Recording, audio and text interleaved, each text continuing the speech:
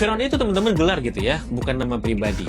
Nah, bedanya dalam Bible, penguasa Mesir itu selalu disebut dengan gelar Firaun. Dalam Al-Quran, gelar Firaun untuk penguasa Mesir itu hanya disebutkan pada era Nabi Musa saja. Pada era Nabi Yusuf dan Nabi Ibrahim, penguasa Mesirnya itu tidak disebut dengan gelar Firaun. Fakta sejarah membuktikan bahwa di era Nabi Yusuf dan Nabi Ibrahim, itu gelar Firaun itu belum dikenal. Gelar Firaun itu baru kemudian lazim digunakan sebagai gelar terhadap penguasa negeri Mesir, itu sekitaran zaman eranya Nabi Musa. Ini menunjukkan bahwa narasi cerita versi Al-Quran itu lebih otentik dan dikonfirmasi oleh fakta sejarah, berbalik dengan Bible yang tidak sesuai atau tidak dapat dikonfirmasi dengan fakta historis gitu ya. Yuk kita bantah, Alkitab sudah menyebut Firaun jauh sebelum para arkeolog modern mengetahui bahwa gelar ini baru mulai digunakan di kerajaan baru. Artinya, Alkitab nggak mungkin mengarang berdasarkan temuan modern, karena pada zaman itu tidak ada yang tahu perbedaan gelar penguasa Mesir di berbagai periode sejarah.